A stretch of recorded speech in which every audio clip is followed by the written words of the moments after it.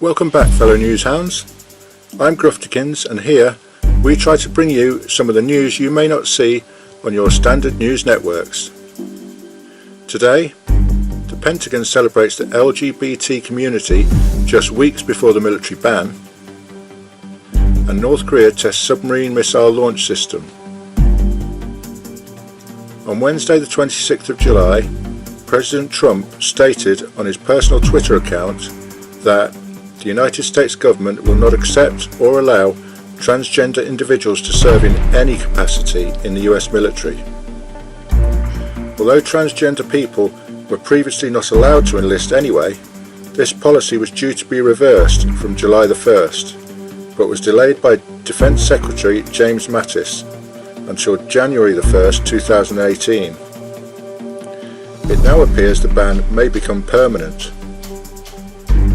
More worryingly, for those transgender people already in the military, the tweet seems to suggest that they will also no longer be able to serve.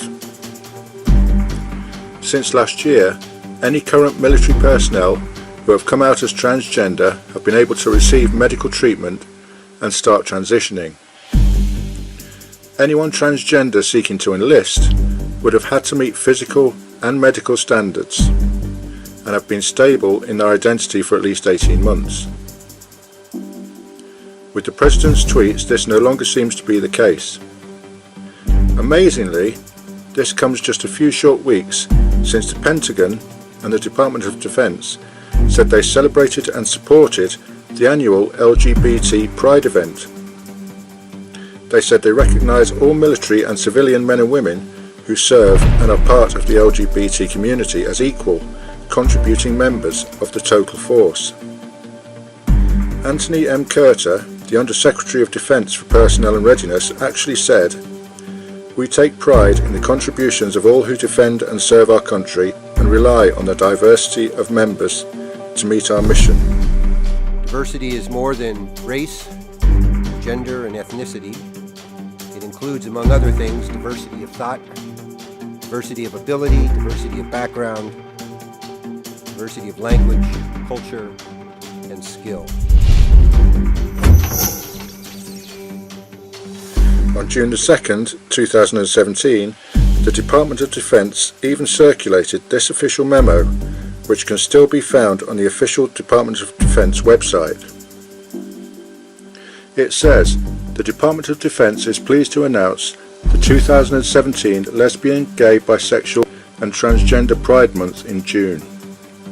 During this time, the Department recognises lesbian, gay, bi and transgender service members and civilians for their dedicated service to the Department of Defense and the nation.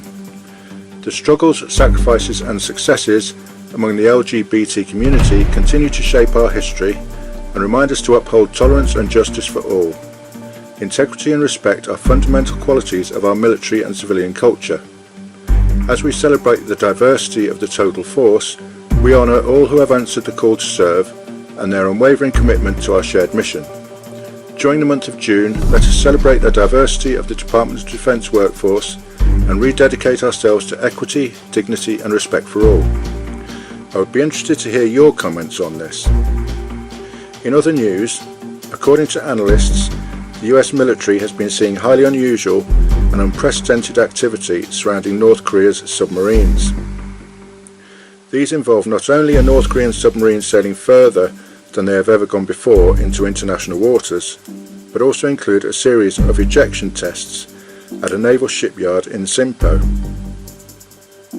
Although carried out on land, the tests are highly significant as it shows they are trying to develop their missile launch ability using the cold launch system, a system that propels the missile out of the tube and away from the submarine before the engines ignite. One possible explanation for these tests is that Kim Jong-un is looking to be able to put a missile-capable submarine in a position to be able to threaten the US. Of course, North Korea's submarines are old and many are just not capable of launching missiles.